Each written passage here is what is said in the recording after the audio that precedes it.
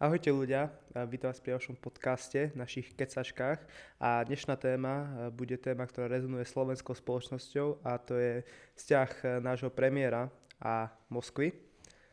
Nedávno sa ukázal náš premiér ako jediný z Európskej únie na prehliadke v Moskve na ukončenie druhej svetovej vojny, tak aký máš na to názor, Filip?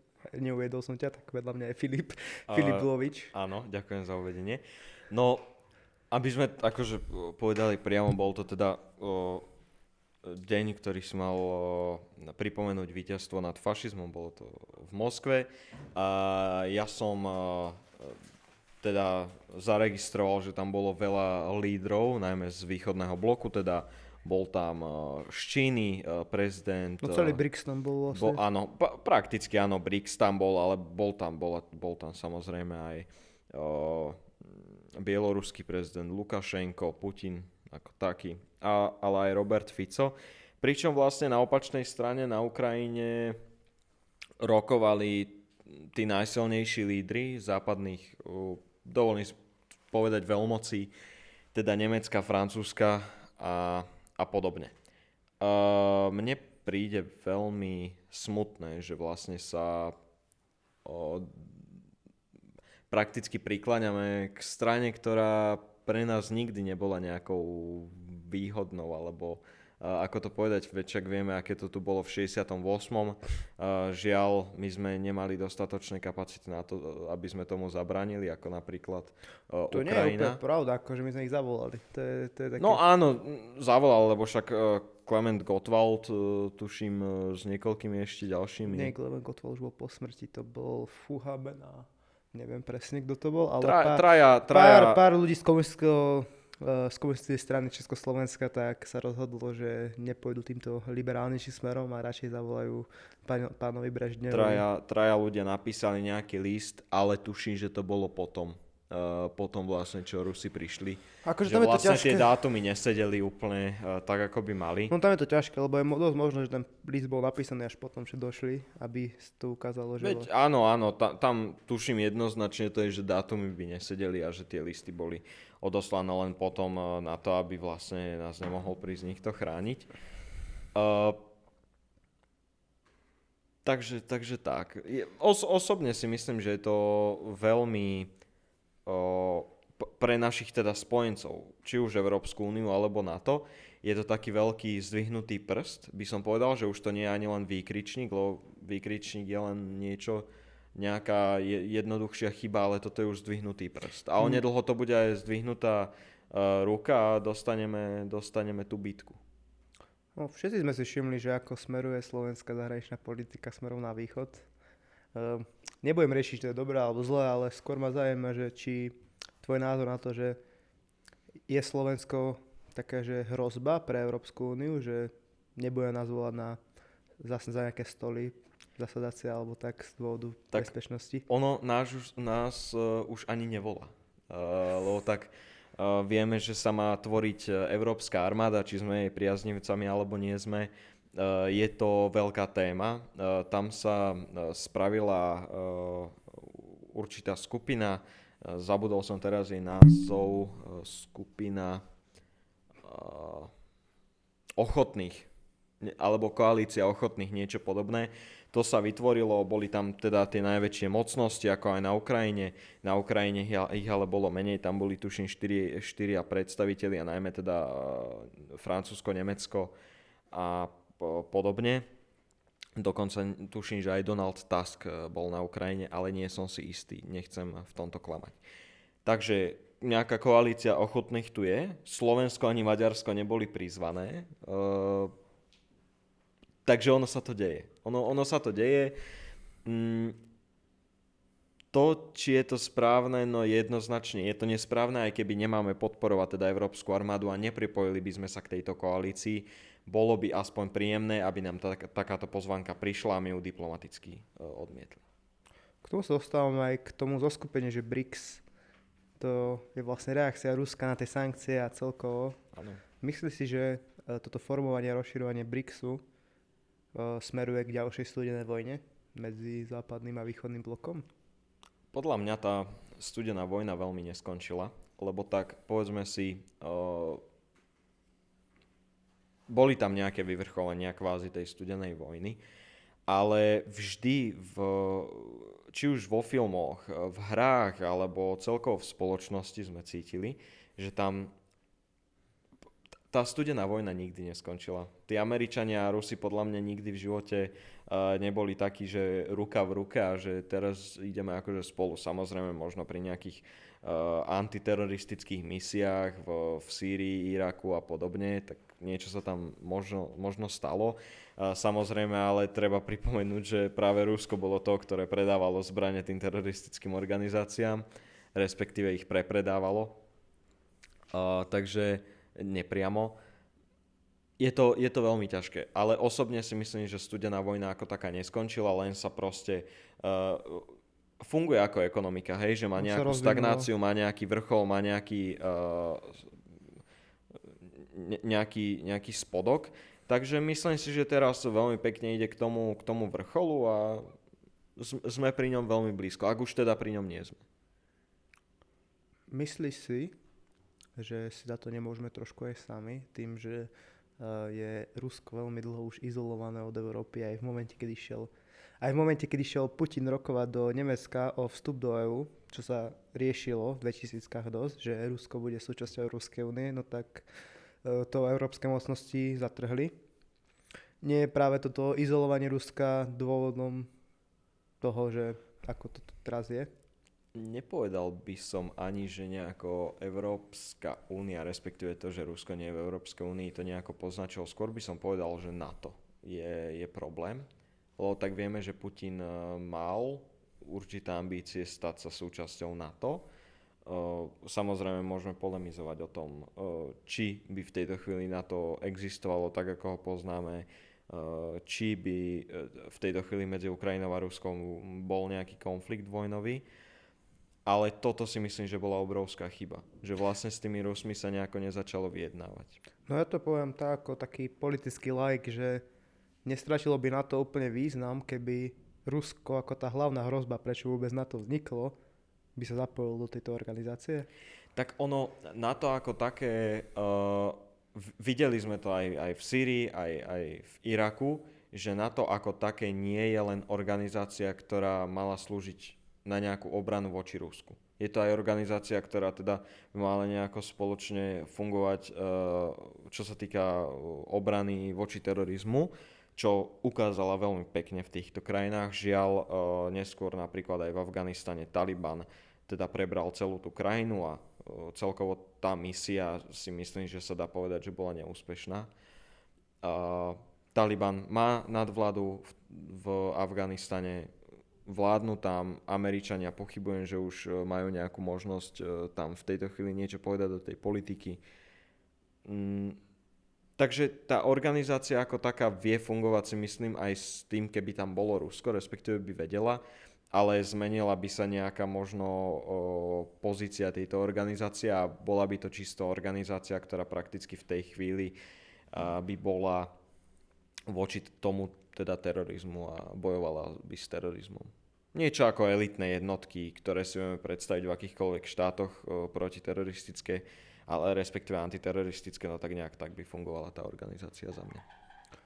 Ty si spomenul, že studená vojna stále akože prebieha a ja by som k tomu chcel akože pridať to, že napríklad občianska vojna v Sýrii, tam to bolo pekne vidno, kde vlastne Američania podporovali tie ako to povedať, oslobodenské armády, tie proti režimu Bašara al-Asada a Rusko podporoval práve ten režim.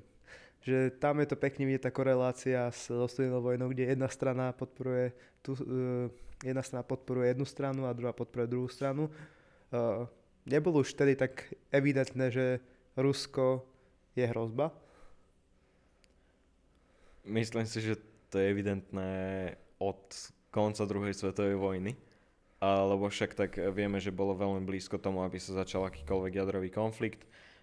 Bola tuším aj nejaká ponorka pri Kube, kedy vlastne boli traja... No kubánska kríza, najväčšia áno, kríza. kubánska kríza, ale potom tam bola aj nejaká ponorka, v ktorej boli traja nejakí velitelia, alebo teda čo sa týka toho armádneho postavenia vyšší príslušníci a vlastne dvaja z nich povolili odpálenie jadrových bomb, až jeden to zakázal. Bolo to z nejakého dôvodu zlyhania radaru. Takže No ono, to bolo to vyvrcholenie kubanskej krízy. Po tejto situácii sa kubanská kríza veľmi rýchlo akože deradikalizovala, veľmi sa stabilizovala, lebo to zistili aj Rusi sami o sebe, že to je veľký akože problém. Tam vznikol ten problém, že radary moc nefungovali a Američania začali strieľať. Takže si práve títo velitelia Sovietskeho zväzu mysleli, že už vojna začala, tak uvažovali, že vypalia tie rakety.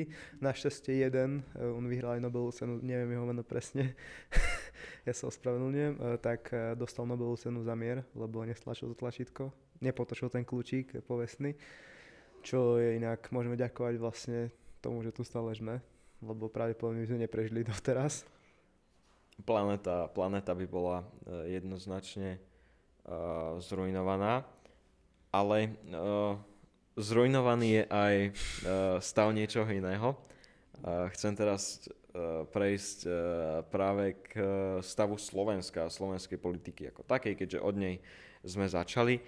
Ale možno ani neúplne k slovenskej politike, ale určite si zaznamenal v poslednej dobe témy ohľadom zdravotníctva.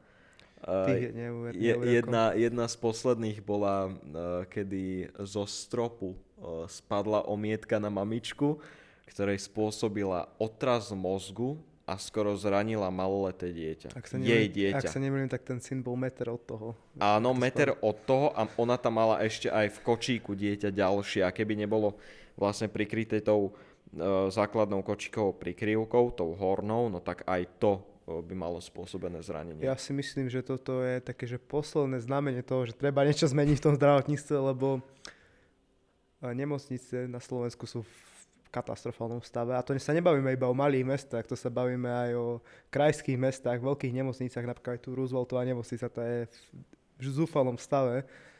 Problém je, že máme na to peniaze vôbec? Máme peniaze na reformu zdravotníctva?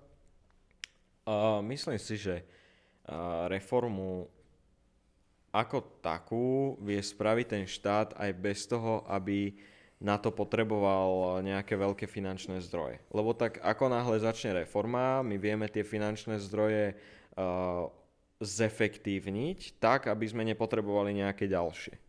Takže áno, zdravotníctvo potrebuje reformu, nejakú efektívnu najmä.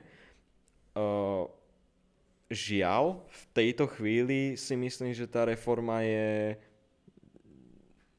už jednoznačne proste už tu mala byť. Tá reforma niekde čaká, niekde stojí a tú reformu naozaj treba. Dostávam k tomu, že tým horší stav, týmto potrebuje radikálnejšiu reformu a dlhšiu reformu. Zažijem ja vôbec ešte nejakú reformu, ktorá to zmení? Ja si myslím, že hej. Celkovo reformy aj legislatívny proces na Slovensku musí byť nejako obnovený a zrýchlený, zefektívnený, lebo však máme tu aj súdnictvo, ktoré treba zreformovať, máme tu školstvo, máme tu policajný zbor. Všetko. Ako taký, prakticky všetko v štáte musíme zreformovať, ak nie aj ústavu ako takú. No nie by sme mali plán začať, lebo... Áno, ústava ako taká nemyslí na pomerne veľa vecí, ktoré v dnešnej dobe už sú potrebné. Tak akože to je taký nepopulárnejší názor, ale ja si myslím, že ústava na Slovensku bola narýchlo písaná. Je to veľmi evidentné a jednoznačné, že bola písaná narýchlo, aby proste tie štáty sa vedeli rozdeliť. Veď tie rozdeľovacie nejaké prvé rozhovory medzi Mečiarom a Klausom začali v 92. cez leto v tej vile. A vlastne v lete to začalo a 1.1. už bola 93, teda vznikla Slovenská republika. Hej? To je pomerne málo mesiacov na to, aby ten človek či už spravil nejakú normálnu ústavu alebo podobne. Takže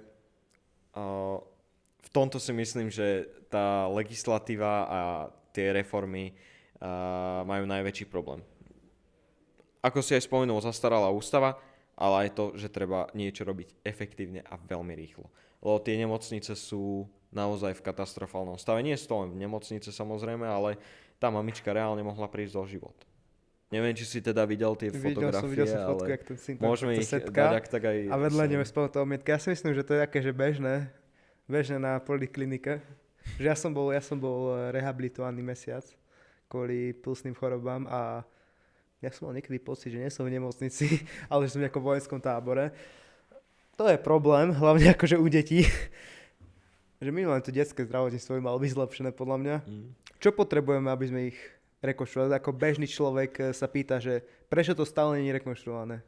Čo mu tomu bráni? Možno veľa ľudí sa teraz bude diviť, ale peniaze nebudú to slovo, ktoré poviem.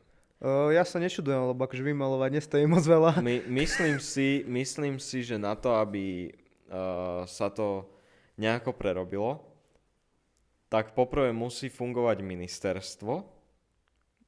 A tam skončili.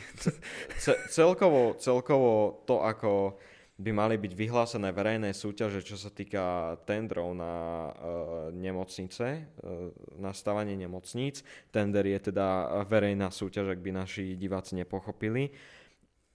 Verejná súťaž vlastne spočíva v tom, že nejaká firma príde s nejakou cenovkou za určitý objekt alebo za produkt. V tejto akože, situácii by sa jednalo o to, že nejaká firma by prišla s cenovkou, za ktorú vie postaviť nemocnicu. Napríklad nedávno bola predstavená nová nemocnica za 1,2 miliardy cez ministerstvo obrany.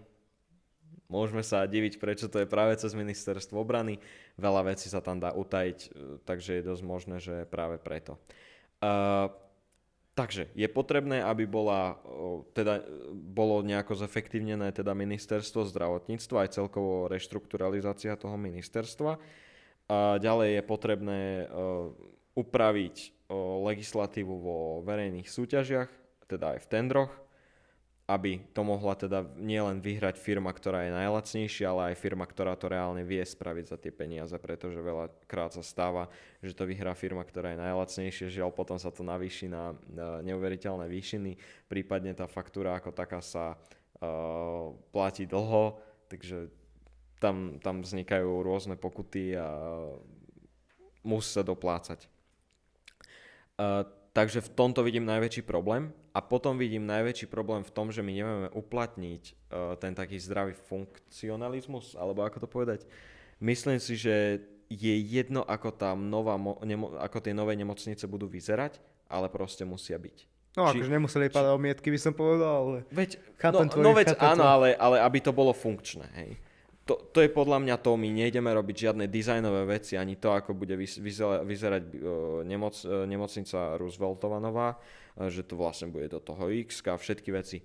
Za mňa stačila úplne klasická nemocnica, čo najlacnejšie, čo najviac funkčne a tak, aby to dávalo zmysel. No, ja by som povedal, že bežného občana moc nezajíma, že v akej farbe je stena, keď čaká v čakárni 7 hodín. Presne tak. Alebo na operáciu 2, 3, 4 mesiace, prípadne pol roka. Alebo roky. Dostanem sa naspäť k tomu Ficovi v Moskve. Myslíš si, že nám toto smerovanie Slovenska na východ, smeru k Ruska, smeru k BRICS pomôže nejak finančne alebo celkovo s reformami? Lebo bavíme sa aj o čínskej práci. Pomáha nám to v tom, že sa začíname podobať na tie krajiny, začínajú sa podobať napríklad aj naše spomínané nemocnice na tie krajiny.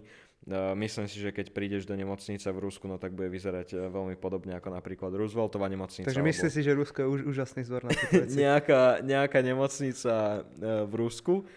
No nie je to úžasný vzor, samozrejme, že nie, ale naše nemocnice sa na to žiaľ podobajú a je vidieť, že ten líder asi nerobí nič správne, čo sa týka tohto. Takže si myslíš, že jak sme počas studenej vojny a počas totality išli podľa sovietského štýlu, sovietského štýlu, podľa sovietského štýlu, tak teraz smerujeme na taký ruský štýl? Plný oligarchie, korupcie. Áno, už dlho. už prakticky od roku 2006, kedy prvýkrát vyhral Robert Fico voľby, tak odvtedy si myslím, že Sme veľmi silná oligarchia, ktorá smeruje veľmi silno na východ. A akože veľa ľudí sa pýta, že keď toto všetko robí Fico a je taký zlý, čo robí opozícia? Že ako proti tomu bojuje a čo môže vôbec robiť, lebo to veľa ľudí nevie, že ono v slovenskej legislatíve opozícia moc nemôže spraviť, môže maximálne Robiť protesty a nadávať, ale inak akože moc sa legislatívne dá, ale ľudia sa pýtajú, že prečo nerobia viac? Tak to je taká otázka na teba, ako straníka opozičnej strany. Myslím si, že každá jedna politická strana, aj všetci ľudia vedia, čo vlastne ľudia, ktorí chodia na námestia chcú. A je ale problém v tom, že to chce len polovica z tých ľudí. Že vlastne naša spoločnosť na Slovensku je rozdelená 50 na 50. Keď v tejto chvíli boli voľby, nezmenilo by sa absolútne nič. Možno, že jedna parlamentná strana by išla preč, ale nahradila by ju druhá. Ešte radikálnejšia a extrémnejšia. Podľa teda...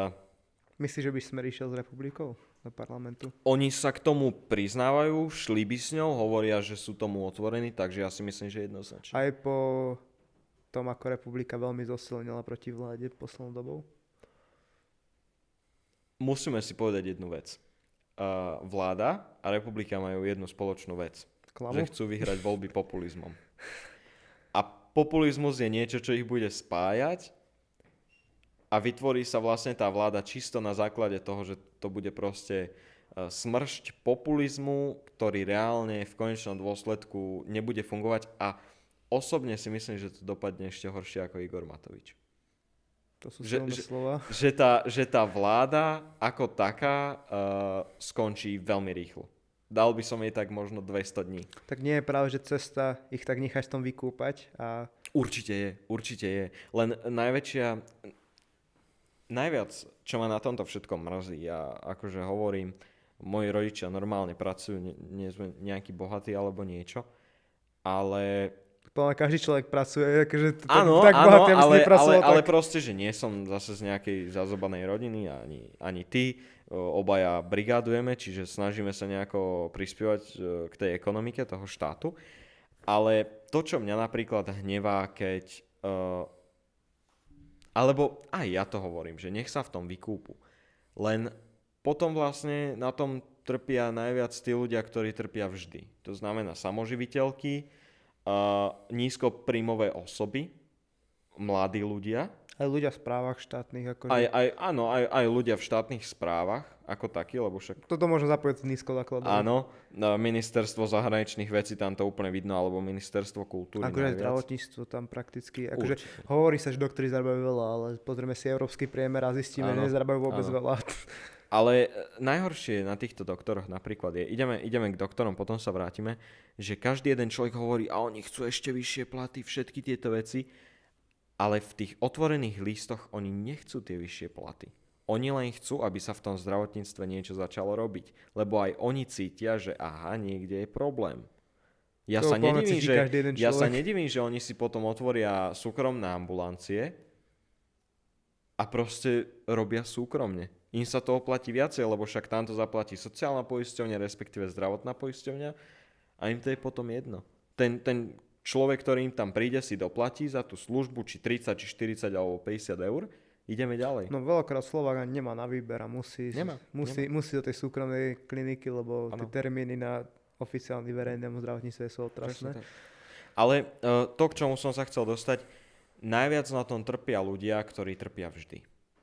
Pri všetkom a nikdy sa na nich nemyslí. Každý dáva na billboardy, že pomôžeme týmto, pomôžeme takto.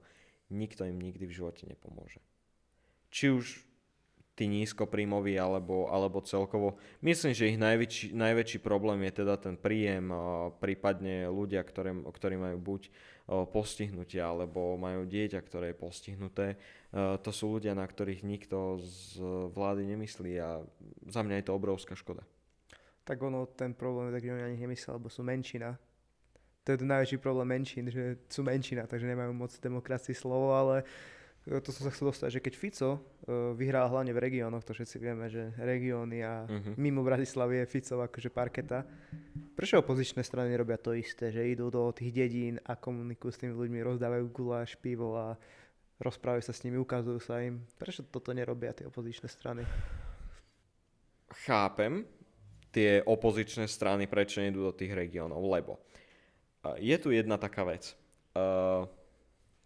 Teraz, aby ma ľudia nebrali za zlé, to reálne akože vychádzam z vecí, ktoré sú známe. Aj keď je volebná noc, vždy to ukazujú. Ľudia s vysokou školou volia úplne inak ako ľudia napríklad so strednou školou také, alebo so základnou školou. Takto sú aj také V korelácie. tých regiónoch je veľmi málo ľudí práve s tou vysokou školou. A keď chceme robiť politiku, tak ju musíme robiť s tým, že máme dostatok kapacít na to, aby sme chápali, čo je populizmus, aby sme vedeli rozlíšiť, čo je klamstvo. Väčšina tých ľudí z regiónov sa dajú ovplyvniť tým populizmom a to je možno aj nejaká mienka toho, že možno nemajú tú kapacitu na to riešiť politiku ako takú, na teda úrovni, na akej by chcela možno, že aj tá opozícia. A nie je toto elitárstvo, to čo rozprávaš teraz?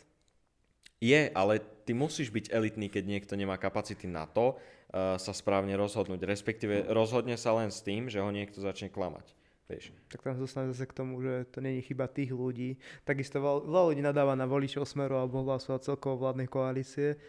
Ale väčšina týchto voličov samozrejme nie sú, že niekto, kto sa dá ovplyvniť tým populizmom, ale sú to ľudia, ktorí hovoria, že za Fica bolo dobre, tak ho idem voliť. No, ja si myslím, že to nie je racionálne. Ja si myslím, že to je stále takéto z totality, také tie deti komunizmu, ktorí nechcú zmenu, alebo veria tej strane natoľko, že to zmení ona, skôr ako by to menili. A taktiež si myslím, že netreba viniť voličov Smeru a celkovo vládnej koalície z toho, že volia ako volia, lebo to nie je ich chyba. Keď si matka samoživiteľka alebo celkovo v zlej životnej situácii dôchodca, tak ty sa chytíš hociaké slamky, keď sa topíš. A keď niekto slúbi nejaké peniažky navyše, no tak radšej dáš mu hlas, lebo sa cítiš zle. A tebe je jedno, že akú tu mám politickú situáciu. Tebe je jedno, že pôjde Putin do Moskvy, lebo ty potrebuješ prežiť. To je to hlavné. Takže ale už si mal niekoľko možností sa poučiť z toho, že tie peniaze nedostaneš. Že sú na billboardoch, ale ty ich reálne nedostaneš. Ale čo keď, chápeš, pomôže to. To je to, že... Veď pomôže, ale hovorím o tom, ty si hovoril teda o nejakých elitách, ale proste musíme si priznať, že tí ľudia, ktorí takto idú voliť, tak nevedia racionálne pri tej voľbe rozmýšľať. Myslíš, že je cesta diskutovať s nimi, že proste ísť, alebo ich proste ignorovať? Je tam cesta, pokiaľ nie sú vulgárni. A útoční. Je tam cesta. Takže v momente, keď je niečo, že už vulgárnejšie a útočnejšie, tak proste ignorovať a ísť ďalej. Tak to je za mňa človek, ktorý je presvedčený o nejakej svojej pravde a nemá to zmysel. V konečnom dôsledku reálne to nemá zmysel. Tomu človeku potom stačí ukázať tie ďalšie, akože predvolebné diskusie, ktoré sú pred voľbami a hneď povedia, že oni ma klamali somári, že rozprávali mi somariny, aj som bol opozičné strany a toto ja tam idem hodiť Fica alebo Hlas alebo čokoľvek. Som tam k predvolebným diskusiám, ktoré sú veľmi zábavné, lebo ja som si, keď som pozeral takto k predvolebným diskusiu na Markíze, som bol v práci, tak som pozeral, lebo som sa nudil. Som tak všimol, som to stopol, že vládni akože poslanci dostávajú vyššie časy na vyjadrenie svojich názorov a celkovo na, akože ja to poviem rovno, že proste hovoria zo svojej strany to, čo im nakážu, nadiktujú. Ale tak to má každá strana tak, ale myslíš, že to je ohrozenie demokracie? Takýmito pomalými krokmi sa už dostávame k nejakej totalite, alebo to je proste iba neškodné natiahnutie, ktoré si nikto neuvedomil? Myslím, že ten režisér, ktorý je v tom pozadí a režíruje to, úplne nepozerá na to, kto má aký čas.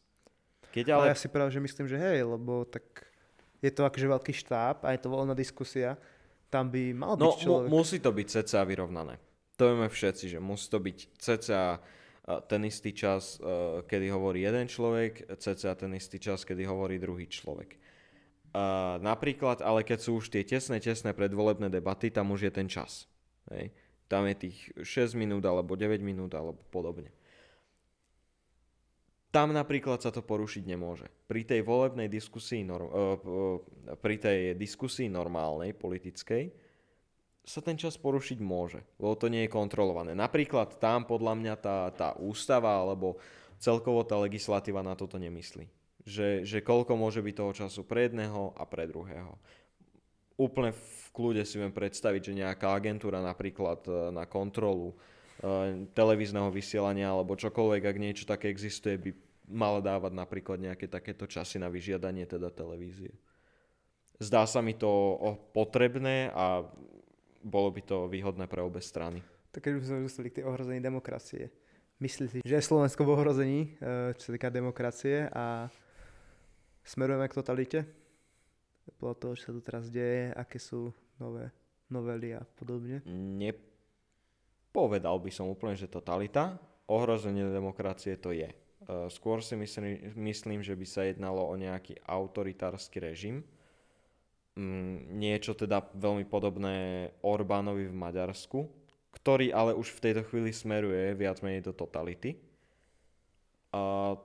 Takže nie úplne totalita zatiaľ, ale autoritárstvo. Takže si myslíš, že ďalšie voľby budú reálne? Verím v to. Verím v to, že budú reálne. Takže nejako takto to vnímam. Priznám sa, teraz som stratil myšlienku toho, čo som chcel povedať. Tak ja dám ďalšiu otázku. Mohol by si to, ak tak možno, že aj ty nejako rozviesť, ak by si chcel. Respektíve, ja sa ešte vrátim. Čo sa týka toho autoritárskeho režimu, aj celkovo toho, ako Slovensko teraz pôsobí, či je demokratické, alebo aké je, alebo je totalitné, alebo skôr teda to ohrozenie demokracie. Tá demokracia ohrozená je a je ohrozená nielen na možno politickom fronte, ale aj na zahranično-politickom fronte práve tým, že napríklad v Maďarsku, keď odznievala hymna, tak tam bol Bratislavský hrad. Dlhodobo vieme, že Maďari trpia nejakou trianonskou krivdou, ak to tak môžeme povedať. A ja sa priznám možno je to len moja nejaká obava alebo niečo v mojom mozgu vytvorené takto. Ale veľmi sa bojím toho, že Maďarsko reálne vojensky zaútočí na nás ako na Slovensko. Ja si nemyslím. Aj pod tou hrozbou, že tam proste príde na to aj všetky tieto veci, oni budú chcieť niečo spraviť. Tak tam akože podľa mňa moc nehrozí k vojenskému konfliktu z dôvodu, že napríklad Turecko a Grécko, oni sú obidva pod NATO a to NATO ich drží, lebo inak by už dávno nejaký vojenský konflikt bol. Turecko a Grécko má veľmi dlho už napiaté vzťahy vlastne od vzniku Turecka sú veľmi napiaté vzťahy medzi Tureckom a Gréckom a drží ich to NATO, takže takisto ako vlastne nás drží Európska únia a NATO k tomu, aby sme sa nestali totalitou zo dňa na deň. Lebo ja si myslím, že keď sme boli o pár metrov na východ, kde si pri Ukrajine alebo takto, ako Slovensko, tak už sme dávno v totalite, lebo zaprvé, ako Slováci to aj trošku tak chcú, z histórie sme tak k tej totalite vždy dýchali, ale no drží nás to NATO a drží nás tá Európska únia, akože prakticky nemôžeme nejak zaútočiť, alebo v momente, keby zaútočilo Maďarsko, tak by to veľmi rýchlo skončilo od sveta. Že nemyslím si, že by svet nás nechal v takom, že keby nám zaútočila nejaká väčšia krajina, tak tam už tak uvažujem nad tým, že asi by možno aj uvažovali, či zakročia, ale zrovna Maďarska sa nebudú asi báť, by som povedal. Maďarsko si myslím, že bude veľmi rýchla. Tak ale tam je skôr nebezpečná. To bude taký tréning. Tam je skôr nebezpečná tá maďarská retorika, ktorá sa ťahne aj na slovenské politické strany, na maďarskú stranu, kde je vlastne maďarská retorika, že Maďari, že vlastne Slovensko je iba horné Maďarsko a neveria niektorí na juhu tí Maďari, tak oni neveria, že Slovensko vôbec existuje. Oni si stále myslia, že to je vlastne horné Maďarsko a sú hrdí za to, že to je vlastne horné Maďarsko. Tam je tá retorika veľmi nebezpečná, kde aj ja som sa k tomu dostávame, že vlastne Maďari sú všemocný národ, ktorý dokáže všetko a všetko im patrí. Už sa k tomu dostávame na Slovensku, čo je tiež dosť nebezpečné. A naposledy, keď to takto mali Nemci, no tak to skončilo druhou svetovou, takže dúfam, že sa to trošku ukludní a niektoré národy tak pochopia, že kde patria. Akože nechcem to povedať takto hnusne, nie som akože proti Slovákom, lebo sám som Slovák, ale niekedy by sme sa mali upokojiť, lebo Ježiš fakt nebol Slovák, to akože... To je tak, keď chceš narýchlo spraviť niečo národné, ale nevieš ako, tak povieš, že Ježiš bol Slovák. No Slovensko má takú celkovo problém s tým pochopiť, že nemá históriu, lebo Slovensko samo o sebe sa dá písať tá história Slovenska do 18. storočia, ako v Slovákoch, 18. 19. storočie a dovtedy sme vlastne boli stále Uhorsko a my sme boli aj docela spokojní s tým, že sme Uhorsko, lebo Slovania sami o sebe sú veľmi pasívni. Ja si nemyslím, že cesta je vytvárať si falošnú históriu, cesta je budovať tú históriu a to, že nevadí to, že sme napríklad neboli ako Nemci obrovskí, neboli sme ako Francúzi obrovskí, nemali sme svojho Napoleona, to vôbec nevadí. Ja si myslím, že cesta je proste budovať tú históriu. Vlastne naša súčasnosť je naša budúcnosť, dá sa povedať, že teraz budujeme obraz Slovenska v budúcnosti. A on je veľmi zlý. Ak takýto obraz Slovenska bude v učebniciach dejepisu, tak budem veľmi smutný, tak že moje deti sa budú učiť práve o tomto. Tak z Rakúsko-Uhorska sme išli do TISA, do fašizmu a potom do tvrdého komunizmu.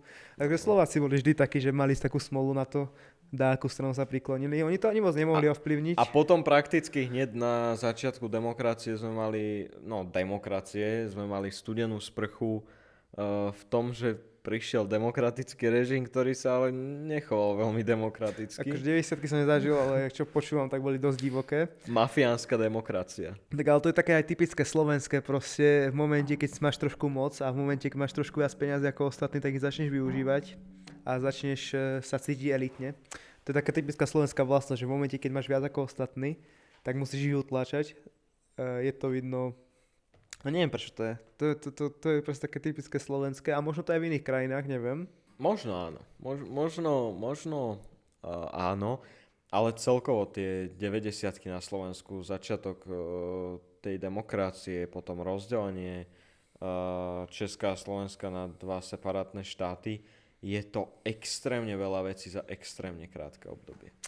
Akože sranda je na 90-kých rokách, že čo som si ako tak študoval, tak nikto nebol, že oni sa tak vystrálili medzi sebou, tí mafiáni, ale vlastne nikto nebol poriadne odsúdený, že pár ľudí, Černák a spol, ale fakt, že z tých 500 000 ľudí minimálne, čo bolo do toho zapojených v tej dobe, čo bolo inak dosť alarmujúce, ale skoro každý mal pakty s mafiou, však aj moja mama poznala mafiánov, takže tak vlastne nikto nebol potrestaný a nerieši sa to, tak Mečiar odišiel na svoju vilu, 700 km a žije si, no. Myslí si, že akože Slovensko sa stále neprebralo z tých 90-tok, že akože na oko to už nie je tak násilné, ale v pozadí stále prebiehajú také podobné praktiky ako 90-tých.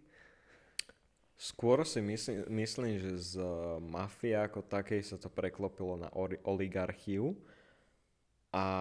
Takže ty si myslíš, že vlastne tým, že tí mafiani vlastne zbohatli až moc, tak už si nemôžu dovoliť byť tak násilní, no tak vlastne už sú oligarchovia. Že vlastne kvázi, ty si tu hovoril o elitách, že kvázi tá elita mala možnosť nejako vládnuť tomu štátu, tak si povedala, že toto je dobrý nápad. Veď však všetci vieme, kto podporil Smer v tých, respektíve v jedných z prvých volieb, že to bol pán, ktorý teda kandidoval na aj primátora Bratislavy, respektíve neviem, či Bratislavy priamo alebo v mestskej časti, prehral. Potom išiel aj do parlamentných volieb, kde ponúkal 3 milióny voličovi, nejakému svojmu, ktorého by vybral, teda 1 000 000 eur trom. Som presvedčený, že práve tá oligarchia sa tam nejako Nepríde zabudnúť, na Slovensku sa to tak normalizovalo proste byť mafián, že nedávno som bol v Zlatých Moravciach s kamarátom a išli sme autom okolo takého domčeku, takej vily na poli, že iba vila a pole a proste to bolo všetko. Zapýtal, že akože to kto vlastne? A on, že PPAčky. A on, že no to taký mafián, on si to odkúpil a to v poriadku povedal, že však mafián si kúpil, však v pohode môže a každý vie, akí sú to ľudia, ale nikto s tým nič nerobí. Veď teraz je veľmi pekne vidieť, môžeme ísť, vidíš, budeme mať aj nejakú tému, o ktorej sa hovorí ešte aj teraz. Podhospodárska platobná agentúra vlastne vyplatila peniaze ľuďom, ktorí mali postaviť penzióny, reštaurácia, podobné objekty a oni zobrali tie milióny eur a postavili si vlastné domy a vily. A prejde im to. A práve tam bola taká vila, ktorá je v strede pola, je tam extrémne dlhá cesta a podobne. A tak to im prejde. Tak to je ten problém, že netreba viniť, akože treba viniť aj tých ľudí samozrejme, ale treba viniť aj tú spoločnosť, ktorá to dovoluje a tie zákony, ktoré to dovolujú, lebo to proste ti neunikne. To mi nehovor, že ako kriminálka nemôže niečo tušiť aspoň, keď vidí proste vilu v strede lúky, len tak objaviť sa z ničoho nič, že finančná správa na Slovensku nefunguje, to vieme už všetci. Však. Tak tam je kontrolný úrad najmä. No, takže... Žiaľ, ten zlyhal. Ten zlyháva vlastne na všetkých frontoch vždy. Na Slovensku sa viac učí, ako krátiť dane, ako ich reálne platiť. To je taký fakt. Včetne mňa, akože... No je jednoduchšie tie dane krátiť, ako ich platiť. Každý v rodine má niekoho, kto na firmu si dáva benzín, alebo hocičo proste, čo je mimo firmy. No, odpisy, jasné náklady. To sú normálne veci. Ktoré... Akože to sa deje asi všade na svete, ale na Slovensku na to trpí, lebo sme mali trh, málo tých vecí, ano. Že ono... Asi to treba lepšie kontrolovať, ale nemuseli by to lepšie kontrolovať, kým z toho profitujú. Povedzme si, my sme krajina, ktorá má 5,5 milióna obyvateľov a nevieme si ochrániť ani to, že vlastne tá korupcia a všetky podobné veci sú na extrémne vysokej úrovni. A mňa extrémne mrzí, že napríklad takto z tejto podhospodárskej platobnej agentúry odišli tie milióny eur. Ja si myslím, že aj tam musí prísť okamžite nejaká reštrukturalizácia tejto agentúry. Ľudia, ktorí tam sú zamestnaní, by mali prejsť nejakou veľmi silnou kontrolou v tom, čo povolili, čo nepovolili. Ale nemyslíš si, že sme v tom namočení tak trošku všetci už? Že ten systém bol tak dlho fungoval takto, že už vlastne skoro každý je v tom namočený. Že ťažko sa hľadajú ľudia, ktorí by nekrátili dane alebo by nemali nejaké škandály na Slovensku. Ale ja čisto hovorím teraz o tej platobnej agentúre, ktorá teda môže za to, že ľudia si vlastne z peňazí, ktoré mali podporovať regióny, postavili vlastné domy a vily. Je to vtipné, ale zároveň aj smutné, že vlastne človek si postavil len tak nejakú vilu. Že práve tam treba nájsť tých ľudí, ktorí to povolili a zistiť, prečo povolili napríklad stavbu vily, ktorá možno, že dávala zmysel, ale teraz reálne nedáva zmysel. No, a zároveň, ešte počkaj, treba sa zamerať na tú kontrolu toho, či tie veci reálne fungujú. Lebo akože keď niekto príde, povie, že idem postaviť penzión. Dám ti spoiler, nefungujú. No nefungujú, pretože my podľa mňa ani žiadne nemáme. No. Hej, na toto sa reálne, že nemyslelo. Ale na veľa vecí sa nemyslelo to, akože, no ako hovorím, tak ústava je písaná na kolene, proste kde si v dodávke. To písal pán Mečiar. Inak ahoj. Neublížil som. No na ústave sa nemyslelo na milión vecí. A to je aj ten problém, že vlastne v momente, keď je nejaký súdny spor a nie je to v ústave, tak sa to rieši veľmi zaujímavými obklukami a tam je to fakt iba o tom, že kto má lepšieho právnika. Áno, určite, jednoznačne. Poďme späť späť k populizmu, že čo to je, ako sa tomu brániť a ako zistiť, že niekto klame. To sú také tie otázky. No. Že ako zistiť politické riešenie a politický blud. Ako to rozoznať? Lebo akože môže to byť ťažké. Na to, aby to vedel človek rozlíšiť, potrebuje vedieť know-how nejaké. Už musí vedieť niečo o politike. Musí vedieť, aký je ten stav financií. Odkiaľ to má vedieť? Odkiaľ by to mal stav vedieť? financií, teraz je jedna taká výborná, no tak poprvé to môže vedieť na sebe. Keď si pôjde kúpiť ten chlieb a bude stať 3 eurá, tak si povie, asi no úplne nie sme... Ale potom, keď pod tým chlebom vidí, že chleba nie je zrovna, ale keď si kúpi, že čučoriedky a pod ním vidí, že Taliansko, tak ja by som tiež ako vinil Taliansko napríklad. Ja, že až takto do toho pôjdeme, no. No, že to je také... Taliani nenažraní, no.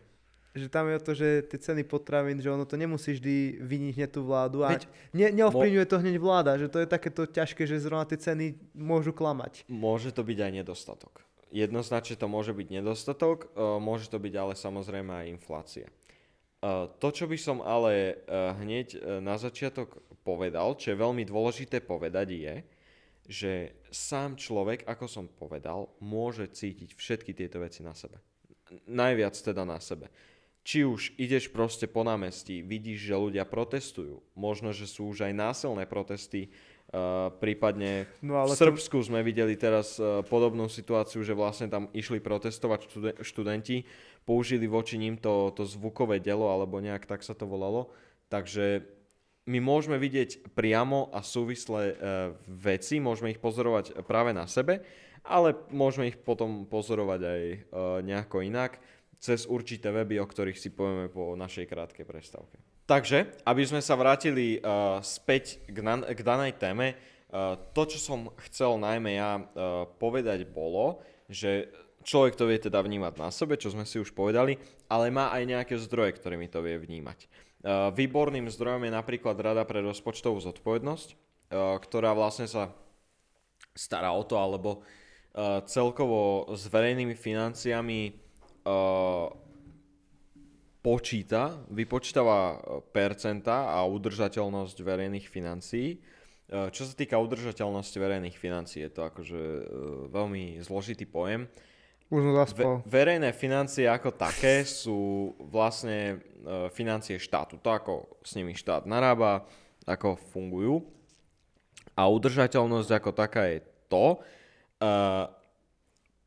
To je práve tá vec, ako ten štát s nimi hospodári. To znamená, verejné financie sú peniaze štátu, s ktorými hospodári, a udržateľnosť verejných financií je práve spôsob, akým hospodária s týmito financiami.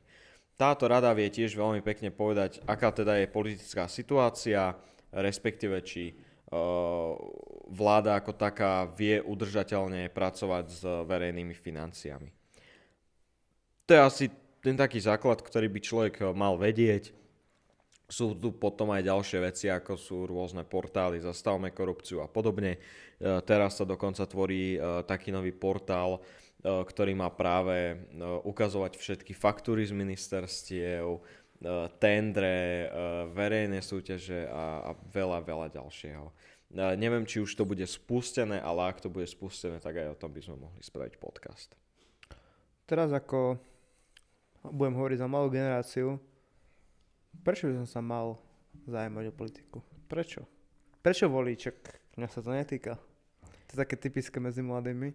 Alebo celkovo, prečo sa zaujímať o politiku, keď chcem vycestovať, ak nechcem tu vôbec žiť? Alebo prečo sa zaujímať o politiku, keď sa do nej nevyznám? Prečo by som sa mal zaujímať o politiku? Nie je to jedno? Ja veľakrát som aj hovoril, však aj ty to vieš, že jeden múdry človek raz povedal, neviem, ale stále jeho meno nenaučil som sa ho, že politika, že my sa nemusíme zaujímať o politiku, ale politika sa zaujíma o nás. O to, ako žijeme, o to, aký máme životný štýl, o to, čo si môžeme dovoliť a všetky podobné veci. Takže vlastne o to, ako žijeme. No aby som to povedal proste tak, že nemusí sa zaujímať o politiku, ale potom sa nečuduj, keď ku tebe dojde eštebák s tým, že ideš do basy. To je také, no. Ľudia sa o veci začnú zaujímať vtedy, keď je neskoro. No a to som sa chcel povedať, že není práve, že neskoro, keď si začneš všímať tie veci, že keď začneš všímať ceny potravín, tak nie je už neskoro trošku? Nie, nikdy nie je neskoro. Pretože tá vláda tu je na 4 roky a ten štát sa za tie 4 roky, aj doba, aj svet sa môže zmeniť o 180 stupňov. Môže nastať rapidná zmena, môže prísť svetová pandémia. Kto by si v roku 2018 povedal, že príde celosvetová pandémia, ktorá reálne odstaví celú zem, celú spoločnosť na 2-3 roky? K tomu som chcel povedať ešte, že to samozrejme neznamená, že za 4 roky sa dá opraviť všetko, čo tu je. Nie. To nie je pravda. Dokáže sa to zmeniť, ale nie napraviť všetko. Ty si mi povedal, aby som nebol štatistický, ale ja zase vyťahnem štatistiky. A keby sme chceli opraviť Maďarsko, tak by to trvalo, akože keby sme boli že veľmi radikálni. No ja mám jednoduchý plán na opravenie Maďarska. Deportácie Maďarov by dosť opravili Maďarsko, ale nie. Oprava Maďarska ako takého. Koľko? Radikálne by trvala 25 rokov. Čakal som viac, úprimne. 5 volebných období. Viac ako teda 5 volebných období. Ale to sa bavím iba o oprave. To sa nebavím... Áno, oprava. Čiže by sme boli v základnej Áno. fáze, hej? Neboli by sme v ničom lepšom. Základná fáza. Tak ale potom, prečo napríklad Poľsko má taký radikálny dostup? Čo tam, čo tam bolo také iné, že Poľsko sa vlastne z korupcie vyťahlo z 90-tok tak rapidne? Lebo 90-ky boli v celom východnom bloku. Akože... V Poľsku bolo iné to, že Poľsko je celkovo iná krajina, aj zmýšľanie tých ľudí je podľa mňa veľmi iné. Pretože už len základ, hej, Poliaci sú buď poľnohospodári, alebo proste predávajú na trhoch. Alebo predávali, hej? Že to sú základné dva typy Poliakov. Obchodníci extrémni a podnikatelia. Poľnohospodárstvo v Poľsku funguje. To znamená, že Poľsko je svojím spôsobom sebestačné a exportuje obrovské množstvo potravín von.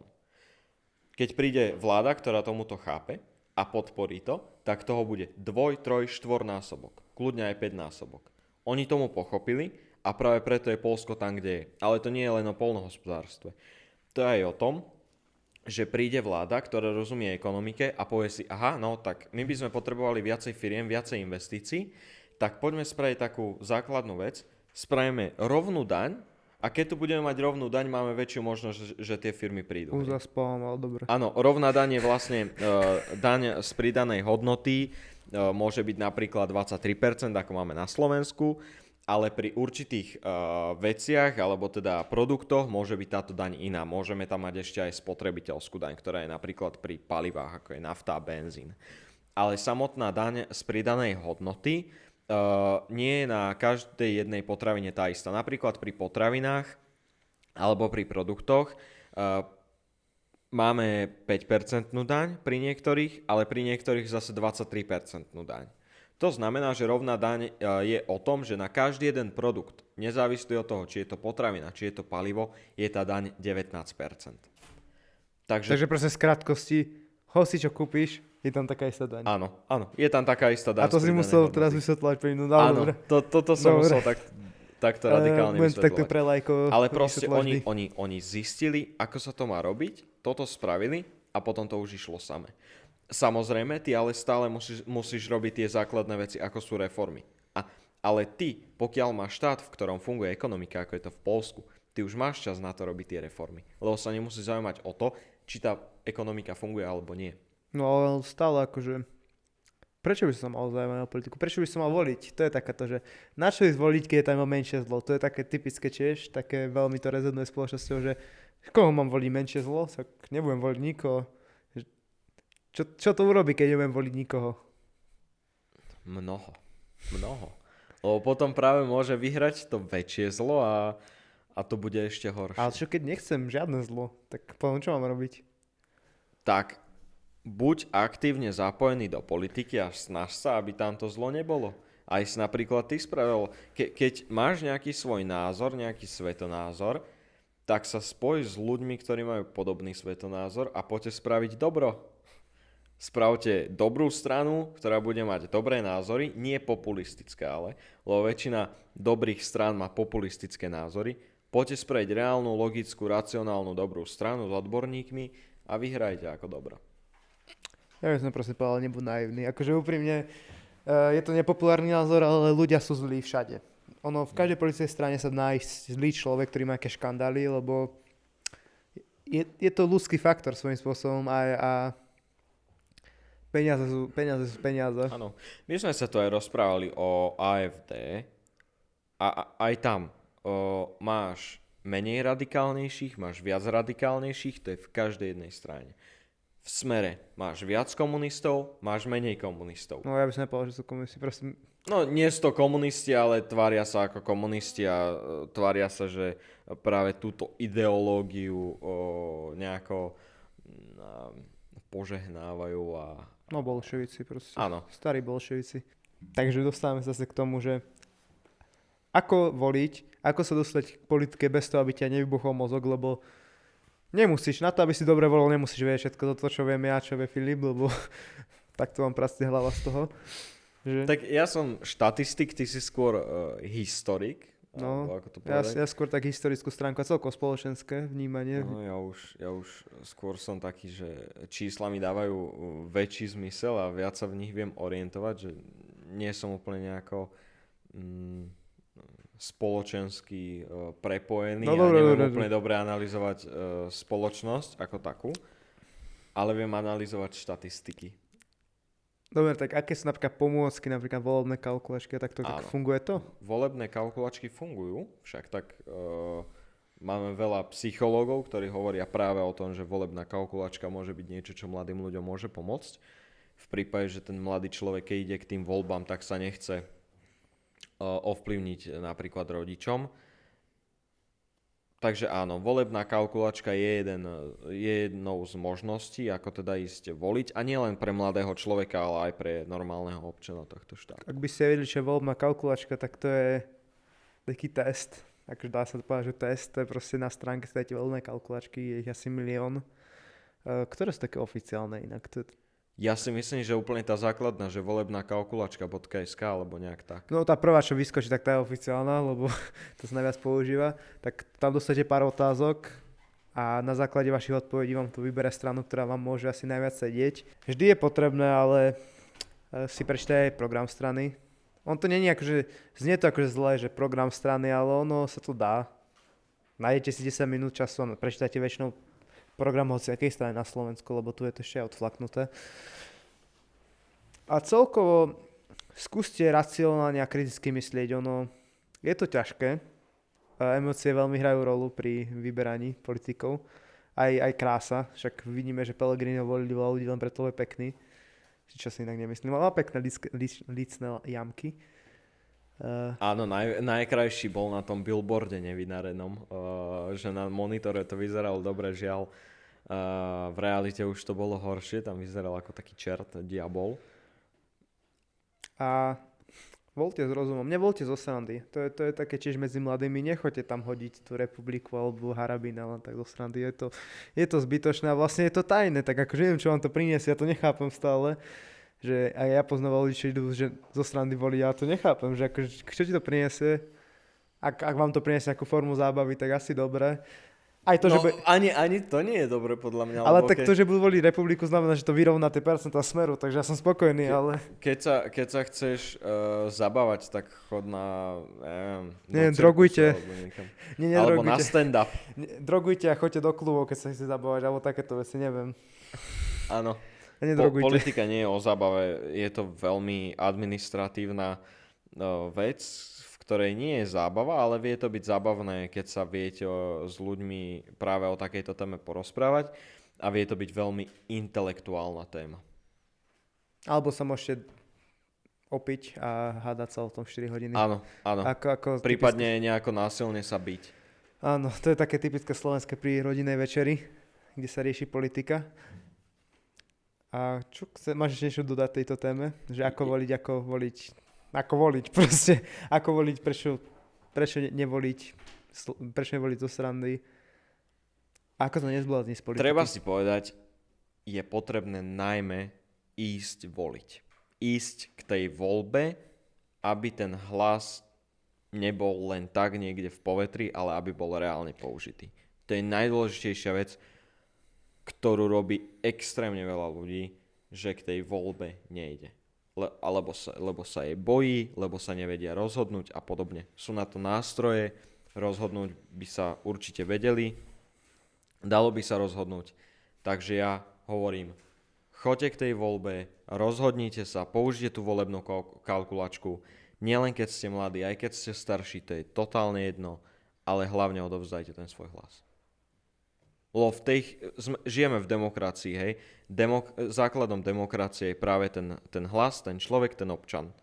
Tak to treba využiť. Ako sa nezblázniť z politiky, lebo to sa deje aj mne občas. No. Aby ti nepraskla hlava a nedostal nervy. Lebo akože ľudia majú ťažké životy, a nie ťažké životy, ale ľudia majú veľa kopec iných starostí. A politika je ďalšia starosť, že ako urobiť z politiky takú, že rutinu, zábavu a nie proste starosť. Toto je výborná téma, ale skôr by som ukončil túto epizódu a nechal by som si to na ďalšiu, aby diváci boli nažhavení práve na to, ako sa nezblázniť z tej politiky, keď ju chcú sledovať, chcú sa o ňu zaujímať, ale stále chcú zostať nejaký racionálni a myslieť racionálne. Dobre. Takže v tejto chvíli si myslím, že je vhodná chvíľa na ukončenie našej epizódy Kecačiek Generácie 21. Ďakujeme, že ste tu boli, budeme veľmi radi za prípadný komentár, like alebo odber. Budeme veľmi radi, keď sa v sekcii komentárov začne nejaká diskusia a budeme sa môcť zapojiť aj my. To som bol ja, Filip Lovič, a vedľa mňa sedel Peter Urban. Ďakujeme za sledovanie.